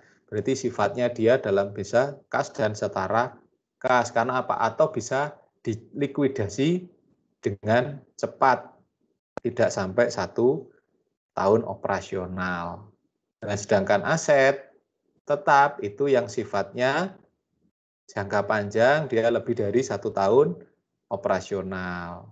Itu ya. Sedangkan aset tidak berwujud itu ya bisa sifatnya pasti jangka panjang juga nature-nya, tapi dia tidak ada wujudnya, tidak ada barangnya, tidak kelihatan, tapi dia manfaatnya yang kita rasakan, yang kita nikmati. Nah, itu di sisi harta atau sisi aktiva. Nah, kalau kemudian di sisi pasifanya, jelas kita tahu itu adalah sebenarnya sumber dana yang dipergunakan untuk aktivitas operasional. Nah, sumber dana itu apa? Oh, ada utang, ada kewajiban. Kewajiban itu berarti apa? Ya, kewajiban itu utang, kita harus kembalikan. Ya, sifatnya seperti apa? Sifatnya dia, nature-nya dia memiliki pengembalian tetap. Artinya kita melakukan pembayaran biaya yang sifatnya tetap atau yang secara umum disebut dengan fixed cost yang harus kita cover, fixed cost coverage, berapa biaya-biaya tetap yang harus kita tutup. Nah, itu apa? Ada utang dagang, aktivitas dari aktivitas operasional. Nah, kemudian ada yang utang jangka panjang. Juga bisa sifatnya private placement. Jadi, kalau utang dagang kan kita membeli persediaan dengan utang dan sebagainya. Jadi, kewajiban yang muncul karena kita memanfaatkan sifat accrual dari yang namanya utang tadi. Kita cari dana, tapi yang kita dapat bukan uangnya, tapi barangnya, tapi kita kemudian mengembalikan dalam bentuk uang, dalam bentuk moneter. Nah, itu kan accrual karena dia tidak harus dibayar saat itu. Nah, kemudian, tapi kita dapat barangnya. Kita bisa manfaatkan dulu, kemudian kita bisa cari pendapatan lebih dari pendapatan dari hasil usaha, dari aktivitas barang yang kita miliki, apa yang kita dapatkan, dan kemudian kita kembalikan dalam bentuk utang. Jadi kita manfaatkan dulu. Itu yang utang jangka pendek. Sedangkan untuk utang jangka panjang itu berarti apa? Sifatnya jangka panjang. Entah itu entah itu apa namanya mesin dan sebagainya ya, barang-barang besar yang itu memang nilainya tinggi dan sebagainya, dan kemudian itu kita bisa dapatkan dengan kemudian kita memanfaatkan time value of money. Jadi kita pakai bagaimana kelayakan utang itu dan sebagainya, itu kita hitung. Nah itu bagaimana cara menghitungnya kan kita sudah dapat ya di manajemen keuangan dan ALK itu. Nah, setelah itu di bawahnya ada ekuitas. Nah, ekuitas itu sifatnya apa? Itu sifatnya penyertaan modal, ya, saham. Nah, terus kemudian bisa juga di bawahnya ada saldo laba. Jadi saldo laba itu dari aktivitas operasional, kemudian kita sudah kembalikan semua kewajiban kita, termasuk kewajiban kepada pemegang saham dalam bentuk dividen. Nah, sisanya itu betul-betul milik kita sendiri yang kita bisa investasikan untuk tahun depan. Nah, itu yang kemudian kita manfaatkan. Nah, itu nature-nya kayak begitu, pahami dulu nature-nya. Oh, ini tau kayak begini nature-nya dari masing-masing A, U, E, terus masing-masing A itu kayak begini, itu ya nature-nya yang kita harus pahami betul. Jadi kita tahu kemudian laporan keuangan itu tidak sekedar kemudian ditata ngawur, ada dari atas sampai ke bawah, itu urutannya itu berarti harus dari atas paling liquid, dari bawah sampai ke bawah yang paling tidak liquid, dan sebagainya dan sebagainya. Nah itu kan Anda sudah dapatkan ya di akuntansi pengantar dan akuntansi menengah. Nah itu yang kita manfaatkan, nature itu yang kita manfaatkan untuk menata laporan keuangan sesuai dengan kondisi, sesuai dengan konteks perusahaan. Makanya itu terus kemudian ada pertanyaan dari siapa tadi ya? Keberagaman, dari Dewanti, dari Maya ya, keberagaman akuntansi antar entitas ya, karena kontekstualnya tapi sudah dijawab dengan baik kok, bahwa kemudian setiap perusahaan itu punya kondisinya masing-masing, punya konteksnya masing-masing. Sangat mungkin laporan keuangannya itu satu dengan perusahaan itu, bukan sangat mungkin ya, pasti berbeda. Apakah ada yang sama persis? Ya mungkin sangat bisa jadi ada yang sama persis, tapi bahwa kemudian pemakaian metode, pemakaian di dalam kita tahu ya, aset itu ada beberapa metode ya, pengakuan untuk mulai dari penilaian, pengakuan, penilaian sampai pencatatan, persediaan, itu ada beberapa metode itu. Nah itu satu dengan yang lain kan bisa saja satu perusahaan itu berbeda, pasti berbeda satu perusahaan dengan yang lain, bisa jadi sama, tapi tingkat kesamaannya mungkin tidak sama persis 100%. Nah, kayak begitu. Ada yang kemudian beberapa yang lain, metode-metode yang lain, itu di persediaan. Itu kemudian bagaimana yang paling atas sendirilah, katakanlah, kas kecil aja, ada 2 metode, satu perusahaan dengan yang lain bisa berbeda. Bedanya kemudian Pak, bisa saja Pak masing-masing impres, tapi besarannya bisa beda. Persentasenya bisa saja beda. Nah itu kan, itu keberagaman. Tidak harus sama, tapi yang penting secara prinsip dia sama. Dan itu yang kemudian untuk membandingkan, oh Pak berarti kan satu dengan yang lain kalau berbeda nggak bisa diperbandingkan, ya bisa. Perbandingan itu bukan pada nominalnya, bukan pada sisi yang sifatnya angkanya, tapi pada prinsipnya, pada sisi yang sifatnya kualitatifnya. Nah itu kenapa satu laporan keuangan dan lain sebagainya, satu laporan keuangan dengan laporan keuangan yang lain bisa saja beragam. Ini kita masih ngomong posisi keuangan, belum kalau kemudian ngomong itu di laba rugi, di arus kas. Jadi kalau mau dilihat laporan keuangan satu dengan yang lain itu sangat beragam. Nah, kemampuan kita bagaimana kita melihat laporan keuangan itu kemudian prinsipnya seperti apa. Nah, itu adalah kecanggihan dari akuntan, dan itulah sebenarnya yang kemudian nantinya dihargai, ya dibayar mahal itu karena dari banyak macam, banyak model, banyak yang beragam itu kita bisa membandingkan satu dengan yang lain. Nah, itu antar yang katakan ini SAK umum gitu ya. Kalau terus kemudian kita ngomong ke SAK yang lebih kecil lagi, SAK etap. SAK etap lebih longgar lagi bentuk laporannya. Apalagi EMKM lebih longgar lagi, lah beragam. Terus membandingkan antara perusahaan yang go public dengan tidak go public, antara SAK umum dengan SAK etap. Wah, itu pasti akan banyak perbedaan. Makanya kita di sini belajar mengetahui perbedaan-perbedaannya, sehingga kita semakin tahu keberagaman dari laporan keuangan. Nah, itu secara umum dari posisi keuangan. Nah, belum kemudian kita masuk ke yang lain. Pak, ada loh Pak, yang di sana itu sifatnya tidak kas, Pak. Sifatnya tidak kas. Ya iya, memang tidak semua di dalam posisi keuangan itu tidak kemudian sesuatu sifatnya kas dan harus kemudian dihitung dengan kasnya. Contohnya apa?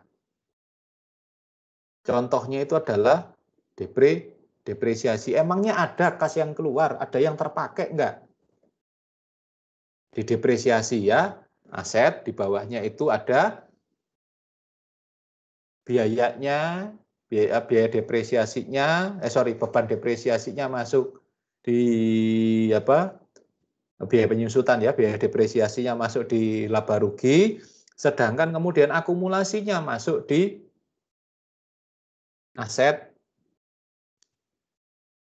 tetap atau aset tidak lancar. Ada enggak yang kemudian kas yang dikeluarkan? Kan tidak ada. Nah, kemudian pertanyaannya, loh untuk apa, Pak? Ya, kan gampang secara logikanya ya, logika orang umumnya. Yang kita kemudian pakai mobil, pasti kemudian jadi ada rusaknya, ada ausnya gitu ya. Pakai mesin sama. Bangunan baru kokoh, lama-kelamaan pasti kemudian harus ada perawatan dan sebagainya, biaya perawatan, tapi gedungnya sendiri nilainya pasti berkurang.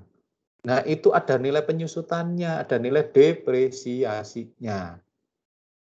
Nah, sebenarnya untuk apa depresiasi itu terjadi? Nah, ini konsepnya sebenarnya adalah konsep keberlanjutan, kontinuitas. Ya, siapa tadi yang ada mempertanyakan di sini kontinuitas? Nah, itu kontinuitasnya bagaimana? Loh, suatu saat mobil, mesin itu ada rusaknya. Nah, kalau kemudian mesin itu sudah rusak, sudah habis masa pakainya, umur ekonomisnya habis, nilai perolehannya juga sudah habis, terdepresiasi. Kalau kemudian itu cuma jadi biaya, kalau kemudian tidak diakumulasi, dari mana kemudian kita bisa mendapatkan sumber dana baru untuk membeli barang yang sama? Kan nggak ada. Nah, depresiasi itu fungsinya untuk itu. Jadi apa? Biayanya itu masuk ke laba rugi, di situ kan dia mengurangi pendapatan toh. Nah, mengurangi pendapatan disimpan di mana? Sebenarnya dengan pendapatan dari total pendapatan itu diambil sebagian, itu kan kemudian dia kan menjadi haknya perusahaan.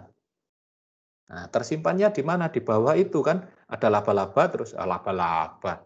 Ada laba, terus kemudian ada saldo labanya. Lah, saldo labanya ini yang kemudian dipersiapkan oleh perusahaan untuk menyimpan posisi dari biaya yang kita sudah ambilkan dari depresiasi. Makanya yang namanya barang, aset, di bawahnya itu kan ada akumulasi depresiasi. Beda nggak nilainya? Enggak, kita dapatnya katakanlah mobil 100 juta. Kita depresiasi untuk 5 tahun. Apa yang terjadi? 1 tahun pertama 20 juta dia masuk di akumulasi. Ya kan? Asetnya tinggal 80, akumulasinya 20. Tahun selanjutnya diambil lagi 20, jadi 60, pindah ke bawah, akumulasinya 40. Totalnya itu selalu sama dengan nilai perolehannya. Sehingga pada saat itu barang itu habis, nah ini bisa kemudian diambilkan dari saldo laba untuk beli barang baru lagi. Sehingga perusahaan tidak kemudian menghabiskan, ya sudah punya barang dipakai, habis, terus kalau mau beli, bingung, dari mana? Wah, utang. Kalau enggak, dari minta pemegang saham. Ya enggak kayak begitu, kita simpan dulu semuanya. Itu fungsi depresiasi. Jadi dia apa? Untuk melakukan reinvestasi. Nah, jadi paham ya kenapa depresiasi itu ada. Kalau enggak, kebingungan kita mau dari mana. Nah, itu akuntansi sudah mikirnya jauh kayak begitu. Tidak kemudian kita pakai, kita habiskan, kalau mau beli ya nanti lagi. Enggak, depresiasi itu mengambilkan dari pendapatan, kita simpan di laba dan saldo laba, kita akan pakai nanti untuk, kalau kemudian, loh Pak, 5 tahun mobilnya kemarin kan 100. Sekarang setelah 5 tahun mobilnya jadi 120. Kan kurang Pak. Nah, kekurangannya ya kemudian karena ada perkembangan teknologi dan sebagainya, ya sudah harga perolehannya kan berapa? Harusnya 100 sudah hilang jadi 0, di sini 120. Ya sudah, 120 itu yang kita tambahkan dari yang lain kita carikan. Loh Pak, tapi mobil itu loh Pak, kita beli 100 juta, kita pakai 5 tahun, paling-paling loh harganya turun jadi 70, 75. Kan masih bisa dijual. Nah, kalau itu kan sudah kita habis, kita nolkan, ya sudah kita nolkan, kemudian menjadi pendapatan lain-lain. Nah, pendapatan lain-lain itu kan berarti apa? Saat kemudian kita ambilkan dari saldo laba tadi senilai 100 juta, tambahannya butuhnya 20. Nah, kita jualkan yang kita jual mobil ini loh. Ternyata laku 70. Nah, kan tinggal tambahkan 20, kita dapat mobil baru, 50 menjadi pendapatan luar biasa. Nah, ini siapa tadi yang nanya tentang laba rugi luar biasa? Oh, milenial. Nah, kayak begitu. Jadi ada konsep-konsep yang saling menutup gitu kalau dalam perusahaan, dari posisi keuangan, dari aset dipindah ke sini, oh ternyata dimasukkan ke sini. Gitu ya. Jadi itu peran depresiasi, peran pendapatan luar biasa dan sebagainya, biaya luar biasa dan sebagainya, itu kayak begitu. Ini kalau ngomong teorinya jadi bulat ya, ada panah-panahnya dan sebagainya. Semantik sintaksisnya, waduh, nanti itu kayak begitu ruwet gitu ya. Tapi ini praktisnya kayak begitu. Saya memberi contoh praktisnya aja ke Anda. Kayak gitu, dipindahkan ke sini, loh ternyata apa? Dari aset yang kita beli 100, sisanya kita jual 70, kita ambilkan dari saldo laba, ternyata ada 120, kita ambilkan 20, loh ternyata lalu kita masih bisa punya lebih 50. Nah, itu perusahaan itu memikirkan itu untuk apa? Itu menunjang konsep kontinuitas usaha. Jadi tetap bisa berlangsung. Nah, itu dari penyesuaian. Dari yang namanya depresiasi. Nah, padahal depresiasi atau apa? Macamnya kan banyak. Depresiasi tidak hanya satu. Depresiasi itu untuk aset yang berwujud, mesin, gedung, dan sebagainya. Untuk yang lain, apa kira-kira ada yang tahu nggak? Selain depresiasi apa lagi? Penyusutan itu apa lagi?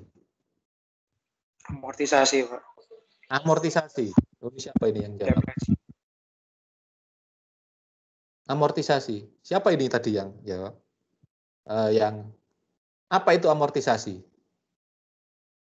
Penyusutan untuk barang aset-aset tidak berwujud, Pak. Oke, nggak tahu ini siapa namanya. Michael ini, bukan. Iya. Oke, tidak berwujud. Contohnya gimana, Michael? Seperti paten mungkin, Pak. Paten. Iya, paten. Oke, gimana cara perlakuannya, Michael?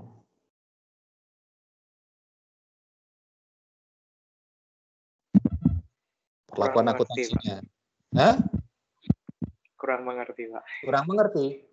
Ya sebenarnya sama seperti kita mengurangkan aktiva yang berwujud. Paten itu kan umurnya panjang ya, ada yang 50 tahun, ada yang 25 tahun. Paten gitu ya, paten biasanya 50 tahun. Ada yang lain lagi itu hak cipta. Hak cipta itu ada yang kemudian hak cipta itu sama 50 tahun. Ada yang kemudian copyright, hak kopi gitu ya, yang kemudian kita membuat suatu buku dan sebagainya, copyrightnya itu bisa 15 tahun, rata-rata 25 tahun. Setelah 25 tahun seperti jurnal dan sebagainya itu baru bisa dibuka oleh orang lain, bisa dinikmati. Nah, itu sama seperti itu. Jadi sebenarnya tinggal kemudian dibagi per tahunnya berapa. Itu ya, diamortisasinya nilainya segitu. Oke, untuk yang aset tidak berwujud. Ada lagi yang lain lagi. Satu lagi. Dan paten bisa diperbaharui. Setelah 50 tahun kita perpanjang paten untuk 50 tahun lagi gitu boleh. Seperti juga hak leasing itu kan ada yang namanya HGU gitu, hak guna usaha.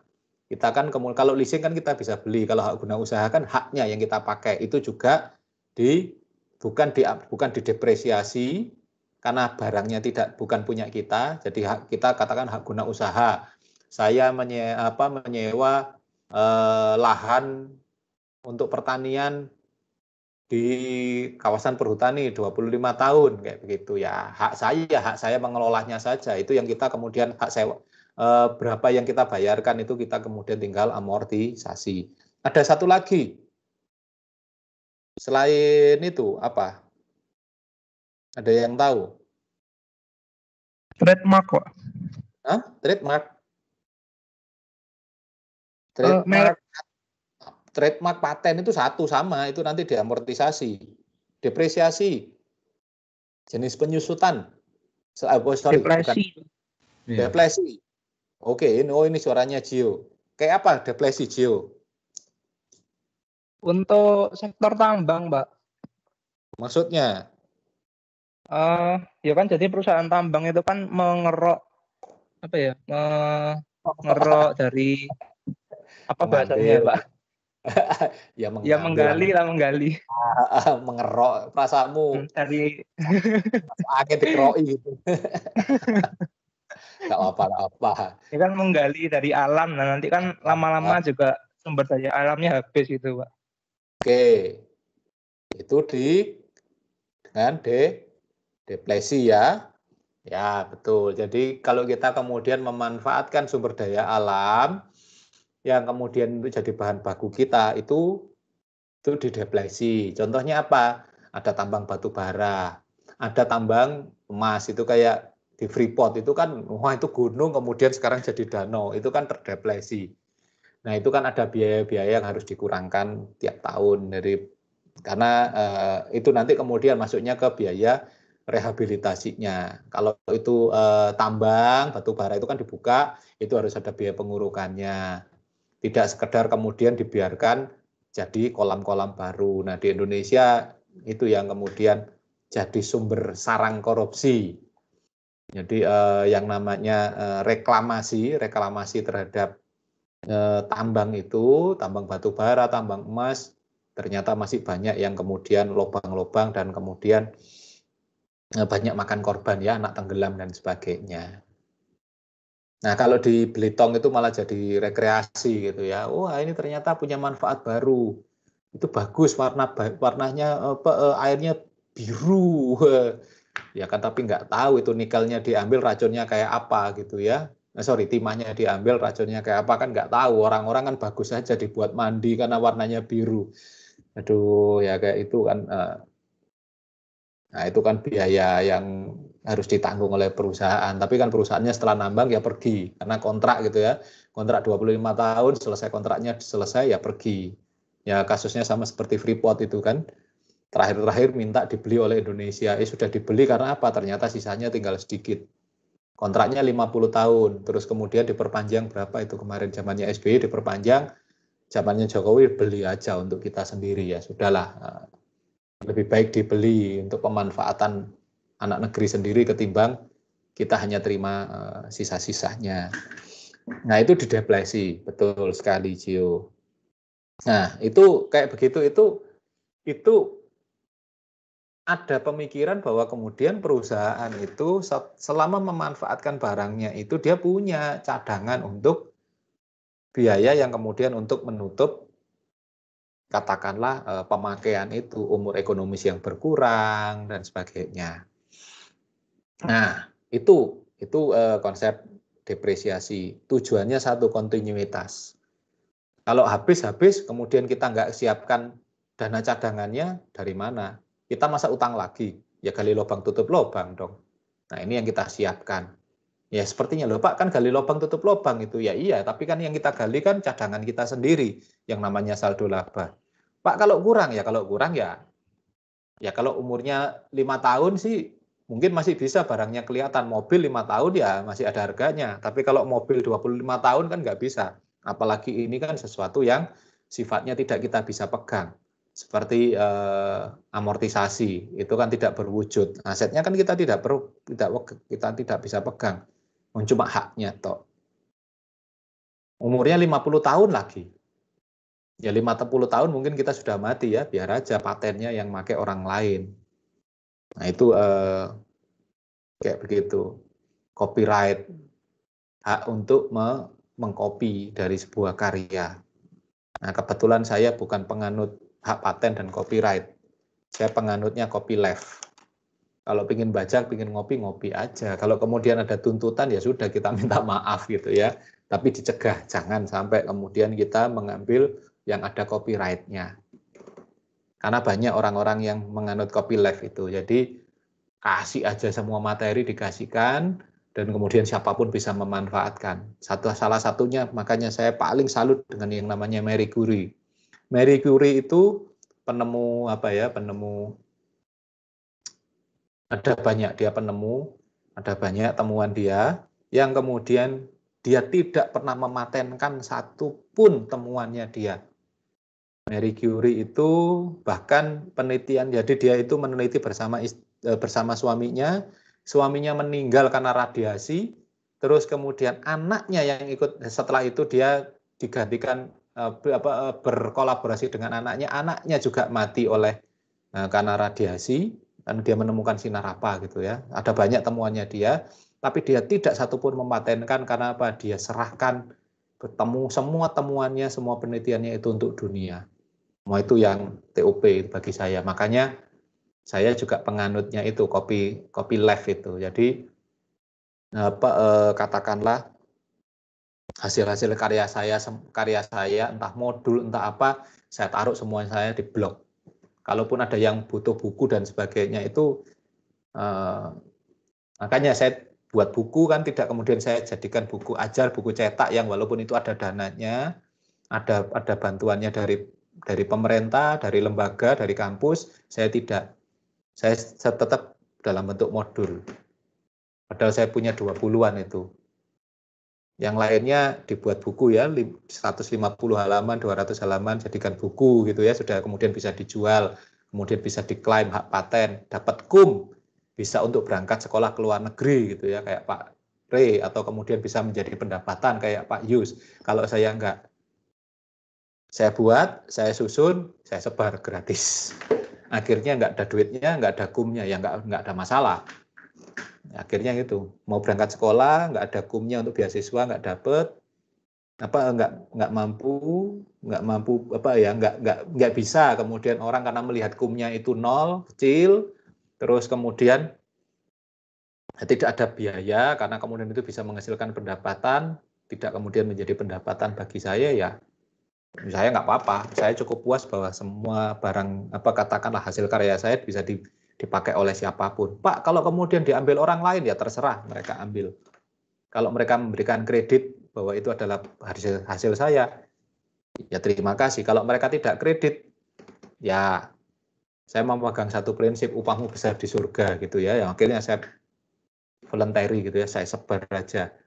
Makanya blog saya sampai hari ini kurang lebih 600 artikel yang saya ambilkan dari ya saya kakak kelas Anda, saya edit, saya masukkan, saya edit, masukkan, ya sebar aja, cuek aja. Yang memanfaatkan semakin banyak, semakin bagus. Duit itu urusan belakang, nantilah. Kalau memang Tuhan sudah buka jalan untuk bisa berangkat sekolah, ya berangkat sekolah. Kalau tidak, ya sudah. Nah itu akhirnya begitu. Jadi lebih terkenal di luar gitu ya.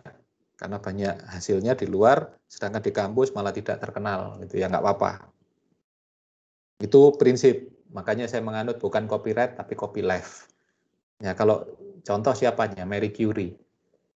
Saya tidak suka dengan yang namanya Thomas Alva Edison. Dia punya 1000 paten. 1000 lebih ya, 1100-an. 1000 paten. Tapi produknya dia ternyata tidak sampai 100. Yang lain itu orang lain yang bingung punya barang, dia punya temuan, akhirnya dikolaborasikan dengan si Thomas Alva Edison. Thomas Alva Edison memasukkan ke paten, kemudian punya akhirnya didapat. Nah itu yang dapat itu si Thomas Alva Edison-nya sendiri. Sedangkan yang penemu aslinya ya hanya dapat bagian kecil. Pengakuan tidak, yang diakui sebagai orang hebat penemu banyak siapa? Thomas Alva Edison. Nah itu prinsip yang tentang ya ini di luar OOT, tapi ini prinsip sebenarnya di dalam berbisnis ya. Ya kalau orang lain bolehlah bisnisnya itu sifatnya memang mencari keuntungan, kalau saya bisnis sosial aja, whatever gitu ya. Oke, nah itu untuk yang mengenai depresiasi. Ada banyak konsep yang lain sebenarnya. Tapi kalau kemudian saya bahas, karena kemudian ada konsep yang seperti utang, seperti kemudian yang lain, itu nanti masuknya di konsep di laba dan rugi. Jadi kalau saya ceritakan sekarang, utang itu konsekuensinya apa? Biaya. Utang itu konsekuensinya adalah ada beban yang harus ditanggung. Dan nanti itu minggu depan konsep-konsep. Jadi yang paling banyak konsep saya bisa ceritakan itu ada yang di posisi aktiva, karena di aktiva memang nature-nya memang sangat posisi keuangan, sangat neraca. Tapi kalau yang lain itu banyak yang sifatnya bersinggungan dengan di laporan posisi keuangan, itu minggu depan juga di arus kas. Nah kalau saya jelaskan sekarang, enak yang minggu depan dong. Mereka jadi kemudian tinggal ini kata Pak Dan gitu ya. Ya itu ya.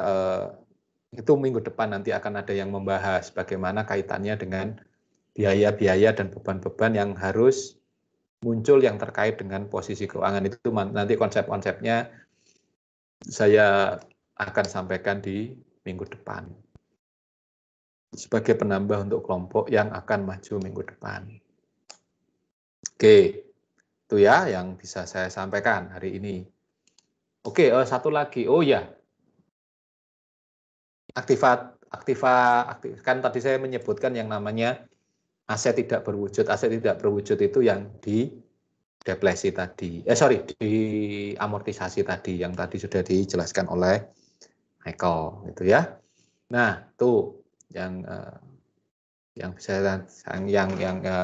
saya jelaskan dari posisi keuangan. Sedangkan yang lain yang masih sambung menyambung itu akan saya tambahkan penjelasannya nanti di saat kita posisi keuangan laba rugi dan arus kas.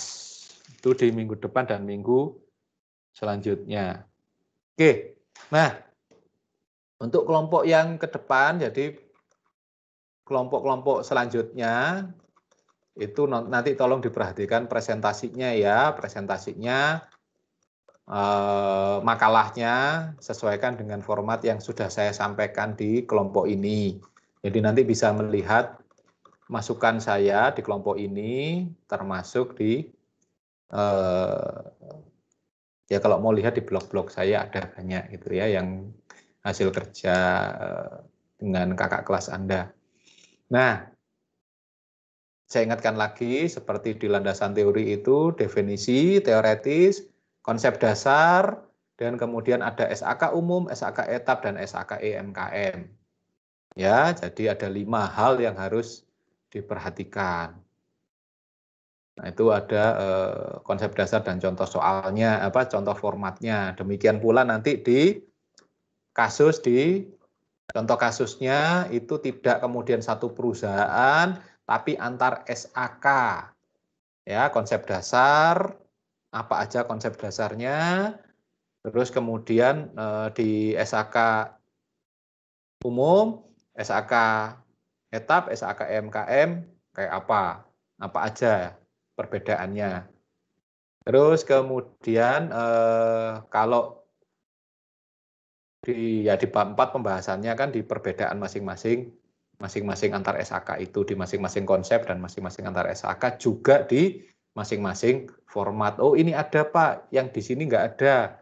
Oh, di sini ya paling lengkap pasti SAK umum. Sedangkan SAK yang lain ada pengurangan Pak. Nah, pengurangannya kayak apa dan sebagainya itu dijelaskan di perbandingannya. Jadi ada kolomnya ya, ada konsep dasar, ada kemudian SAK umum, SAK EMKM, SAK etap. Terus di belakangnya itu ada komentarnya ya, bedanya, kolom bedanya. Jadi ada 5 kolom. Demikian pula nanti di template-nya. Nah, template-nya kan kayak gitu ya. SAK umum. Nah, di sini apa aja? Oh, seperti kayak begini ya, antara aset lancar, aset tidak lancar, aset tidak berwujud dan sebagainya, utang lancar dan sebagainya. Oh, kayak apa? Terus kemudian di SAK EMKM seperti terus kemudian di SAK etap, SAK umum, SAK etap, SAK EMKM. Terus kemudian di belakangnya ada perbedaannya apa aja, mana yang ada, mana yang tidak. Jadi tetap 5 kolom.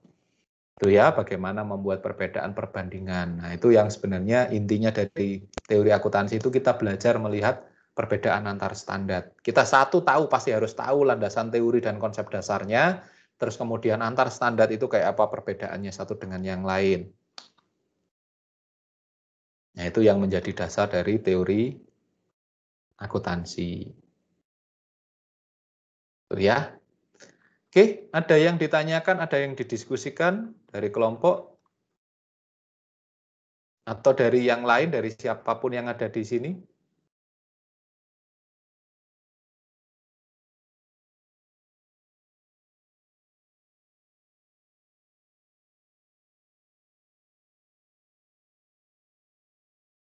Tidak ada ya, kalau tidak ada kita akan bersiap diri untuk nanti siang presentasi untuk praktikum audit dan minggu depan untuk mereka yang teori akuntansi dan praktikum audit di minggu depan. Oke, ya mari kita bersiap diri. Tapi sebelumnya kita akan akhiri dengan doa untuk mengucap syukur apa yang kita sudah dapatkan sepanjang hari ini dan kita berdoa juga untuk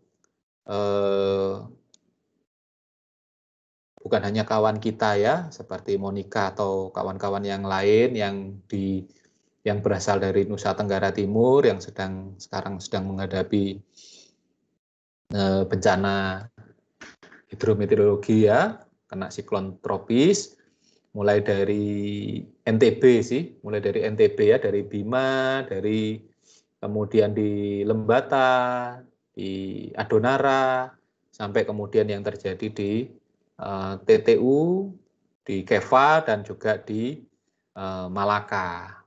Ya, kita berdoa untuk keselamatan dan penanganan yang cepat dan segera ya tetap tegar menghadapi semua masalah ini. Itu ya. Kita berdoa menurut iman kepercayaan masing-masing. Berdoa dipersilahkan.